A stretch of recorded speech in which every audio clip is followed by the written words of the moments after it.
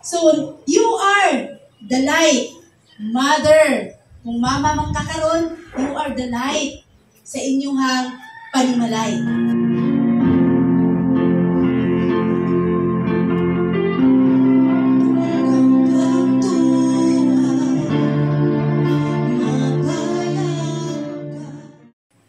Dili ka mahimong musika, dili ka mahimong mudanag sa imong panimalay kung wala ang Dios.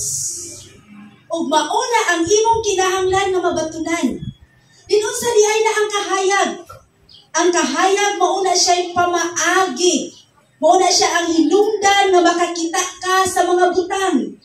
Imong mata sulayig piyong na sa tibuok adlaw makakita ba kag kahayag? Dili. Then mother, nahimo kang bal nga wala gasiga kung wala si Kristo. Mahimo kang suga nga walay gas kung wala si Kristo. Mao na imong hinumduman, ayaw kay mo nga ako ang ilaw ng tahanan. Naaba kay lana. Basi sama na ka gi-display dito sa Li Plaza. Daghang mga suga karon na display. Wala gasiga. Bisan pa sa mga puste sa agianan. Lantawan ang tanang mga puste sa agianan. Nagsiga ba na tanan? Di ba nga punder? Daay kinutuban? So kita nga mama, wala tayong kinutuban kung kanunay nato mabatunan si Kristo. So mao na nga ang suga, ang bulb nga mao ikaw, kinahanglan nakakonect kanunay diha ni Kristo. Kung imo ni siya palungon, wala na siga. Because ang source, ang electricity. Then kinsa imong source, imong kahayag? Ang Dios. So, dili ka makaingon na, ako ang kahayag sa among panimalay na naani mo ang garbutanan. Pero ang tinuod na kahayag mo si Kristo. Una, ang kinahanglan nato mabatunan. For example, mag-uol ganit na pag-ayo kung ang ato ang adlaw. Kaunon? Matabunan, di ba? Balingit kita. Kung walay bulan, balingit kita. Kung walay mga bituon, balingit kita. Ikaw, na walay Kristo nga inahan. Do you think hayag ang imong pagkinabuhi? Do you think na dili maapektuhan ang tibuok panimalay kung walay kahayag diha nimo as a mother? Nagika ni Kristo. Walay kahayag diha sa imong panimalay kung wala kakaila ni Kristo mismo. Una, na before ka mo declare na ikaw ang kahayag sa imong tahanan, na ikaw ang ilaw ng tahanan, remember, asa gikan ang kahayag. Remember, sa pulong sa Ginoo, na ang kahayag nagsimbolo na siya sa pagkabalaan. Balaan ka, nga inahan? Sa simbolo sa biblical na meaning sa light. God is light and in Him there is no darkness. Nag-symbolize na siya una sa pagkabalaan.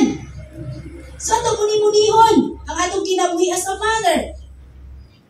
Nagpakabalaan ba ka sa imong pagkinabuhi? Kauban ang imong mga anak. Kauban ang imong bana diha sa imong panimalay. Nagpundar ba ka sa imong panimalay nga ang kahayag gikan sa Ginoo? Una ang atong i-question sa atong kaugalingon mismo.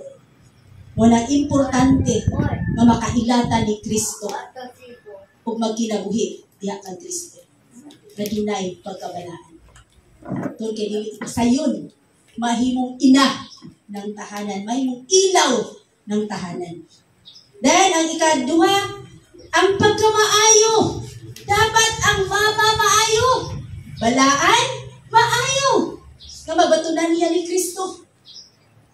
Kay kung maayo ka, nga inahan, makita nimo ang bunga sa imong panimalay. O dahigon ka, matod pa sa Proverbs 31, chapter 31. Dahigon ka sa imong mga anak, na ikaw ang buutan.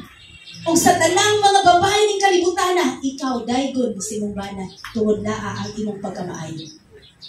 Next, symbolize sa light, kahibalo. Aduna kay kahibalo to manage your own family.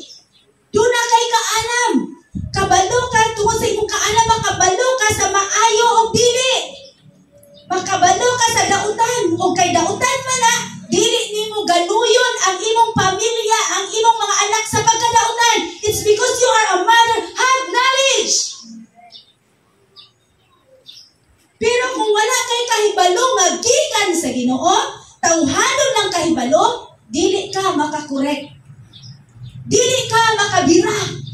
Nila nga dadon nimo sa kahayag because ikaw mismo na ilaw ng tahanan doesn't know about the true light.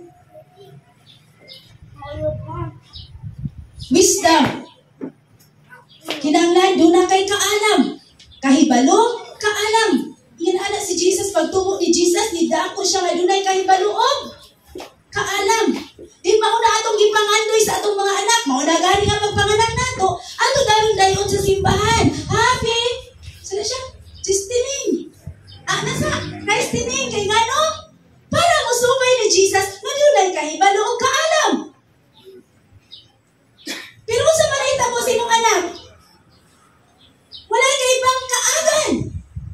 Asa man ang tinuod ng kahaya? Lisod. May igsuon. So next, grace. Simbolo sa kahayag. Grace. Adunay grasya. So dili ka mabalaka sa tanan. Matag oras, matag minuto, matag adlaw, matag bulan, matag tuig. Because the grace of Jesus Christ is sufficient. Diha nimo nga ina, ilaw ng tahanan nga dunay kahadlok sa Ginoo. Sufficient puno kanunay. Kita lang ka nga wala na unang imong bulugasan pero wala man ka namatay. Imong anak buhi, imong mga anak malipay because the grace of God wala lang nakita sa mga material nga butang. Kundi sa espirituhanon nga imong naangkon as a mother. Next, paglaom. Luyo sa kalisod na kinabuhi sa usa ka inahan. Luyo sa kasakit na kada adlaw broken-hearted ka. Why? Dili lalim magpadako og anak. Dili lalim makigsalo si mong maanang dagko na mo nagkita. That's why every day broken-hearted ka. Why? Sa ilang action dili ka ganahan. Sa ilang sulti dili ka ganahan. Sa ilang style dili ka ganahan. But kinsa nakapaliko nimo? Kinsa imong paglaom? It's because of the Lord Jesus Christ, the true light. Muna nagihimo kang ilaw ng tahanan. Kung wala may mga kung napay mga dalaga dinhi, paring kamuti nga kay pag ikaw pag abot nimo ang panahon, mahimo pud ka tinuod nga ilaw ng tahanan. Tungod daghang piki nga ilaw ng tahanan karon. Daghang mga ilaw ng tahanan nga wala gasiga. Daghang ilaw ng tahanan nga kanang gasiga pero dulong gyapon. Nagsuon. Next, God's revelation. Muna siya ang simbolo sa kahayag. Nga magpadayag kanunay si Kristo. Magpadayag si God diha nimo. Na ayaw na, dili na maayo, mauni. Padahigan ka nga ikaw mismo makadetect. Ay mauni ay may kagustuhan sa Diyos sa akong kinabuhi. Na para madala nako ang akong tibuok pamilya. Nagsuon. Nagbaha karon ang Facebook sa Happy Mother's Day. Bisan wala kasulti siyang mama, bisan wala kahag siyang mama, bisan nagdumot siyang mama, but dito sa Facebook nagbaha. Tig pa karon ingnon. Yun na, diha. Kung tinuod ka nga nalipay ng imong nanay, ilaw ng tahanan, you are, kung ikaw firstborn son, ikaw mismo una, nga muhag, umugrit, umukis, umumama. Happy Mother's Day. When you are second, third, hangtod sa 9, kana silang tanan magtalay. Pagmata ni mo ngayon, Happy Mother's Day. Why? Malipayon sila kaya ikaw tinuod na ilaw ng tahanan. Pero kung nalimot na nanimo, may tendency na yun na.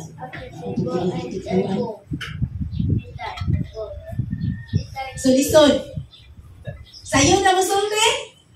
Ako ang ilaw ng tahanan. Sa high school, sa elementary, kinsa ang ilaw ng tahanan sa iyong balay? Ako, mama.